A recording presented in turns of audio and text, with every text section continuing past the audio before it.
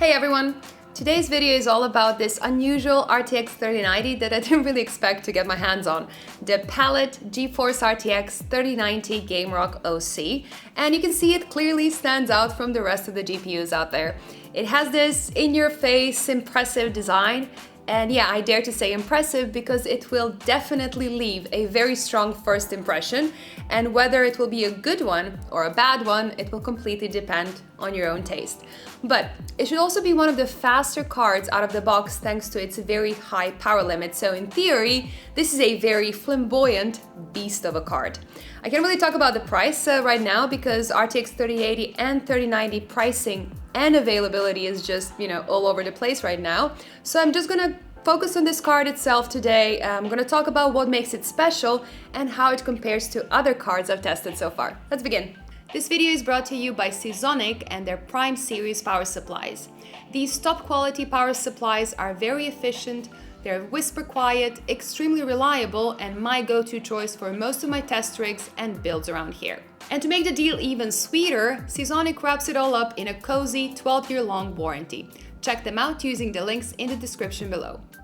Needless to say, Palit is clearly going for a very special look with this GameRock GPU. It really goes against any GPU design logic I've ever seen with its gem-style shroud that's basically one big RGB diamond blanket.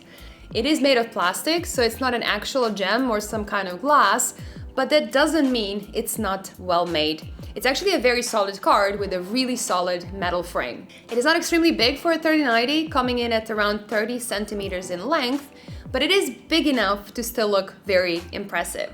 Now the sides and the back plate don't even look that extreme, proving that this card, it's just made to be vertically mounted in a flashy RGB case together with some G-Skill Royal memory that has that same gem style design. So yeah, its flashy look will definitely play a huge role in anyone's decision to buy or not buy this card, and it is just something that people will either love or really hate. There's nothing in between. Now the feature set of this card is pretty good as well. There's a typical fan stop mode, there is a dual BIOS switch where you can swap between a 420 watt performance mode and a 370 watt quiet mode, and you get an extra bracket to fight that GPU sag and help to show off the RGB even when you mount the card horizontally. Now Palit didn't add any extra connections, but I guess 3 DisplayPort 1.4 and 1 HDMI 2.1 connection is just enough. And do remember, you will need a 750 watt or higher power supply that has at least 3 PCIe power cables for this card.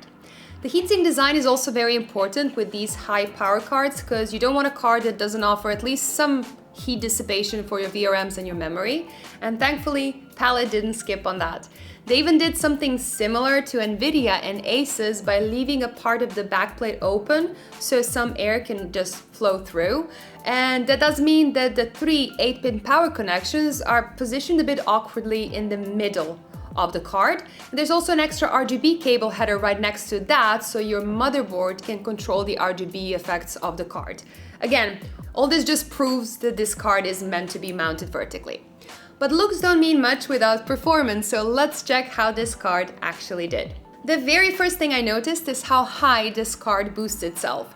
Being just shy of 2 GHz out of the box gives it the highest clock speed out of my 4 3090 cards, and even in its second quiet BIOS, it is still very fast. Now Palit does this by setting a really high power limit. 420 watts in performance mode is 70 watts over the Nvidia reference spec, and that also means there is a significant jump in power consumption. And even the quiet mode has an above average 370 watt limit. Unfortunately for this whole generation though, real world gains from pushing the frequency and the power limits higher are actually quite small. In 3D Mark Time Spy and some games, you can only see a tiny performance increase when using this card in performance mode compared to the Gigabyte and MSI cards that ran slower and used less power, or even compared to Palit's own quiet mode. So the performance mode is technically very fast, but in the end it is unlikely you will ever notice a big difference while gaming. So you might as well, keep the lower power BIOS, save some money and some heat, and you won't feel the actual difference. Now, even though it's using quite a bit of power out of the box, thermal and noise results are not that bad at all. 69 degrees is a completely comfortable temperature target, and while it's a bit louder than the Asus Gigabyte and MSI cards, it is still not super loud or annoying in any way. After setting the cooler to fixed 40 decibels at 50 centimeters distance, this card did a little bit worse than the competition, even in its quiet mode, so I would say Palit's cooler seems to be marginally less efficient than others. What is interesting though is that when I raise the power limit of the ROG Strix card, we can see very similar power consumption between the two. And if I then set both coolers to 40 decibels, the temperature difference between the two isn't that big. So I would say, considering that ROG Strix cards are often considered to be the benchmark for a great efficient card, I think it's safe to say that Palit actually shows pretty good performance as well. Of course, with any 3090, the problem isn't so much with the design that the brands make, but with the chip itself. The 3090 cards cost more than twice as much than the RTX 3080 cards and only add around 11 to 12% performance on high resolutions. And not to mention, Nvidia's 8K gaming story is not really a thing just yet, and it cannot justify spending so much more on a feature that most games don't support. So it is still very much the fastest GPU on the market, and that alone will make it interesting to, some gamers that only want the very best and really don't care about, the concept of value.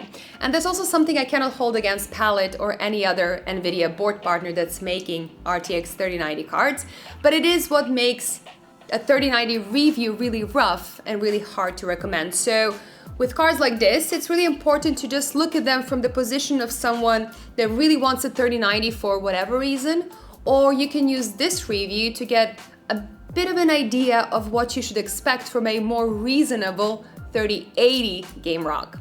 Honestly, I would say I'm quite positively surprised here. I know that looks are completely subjective, but I was a bit worried that Palit just went completely RGB crazy and forgot the basics of good cooling. But while this isn't the quietest cooler I've seen, it is not actually loud. It actually keeps temperatures in check, and it seems to be efficient enough, especially at these higher power limits. I don't think the objective performance will be enough to convince anyone that thinks the design goes a bit too far, but for anyone that has their eye on this card specifically for its ridiculous looks, it is nice to know that it does come with very good performance and a decent feature set as well. And you're not really sacrificing or losing anything here other than your dignity. Now that's it for today. Thank you so much for watching. Let me know in the comments down below what do you think about this design, and would you ever get a GameRock card for yourself? And while you're there, please give me a like and click that subscribe button to never miss an upload. Bye guys.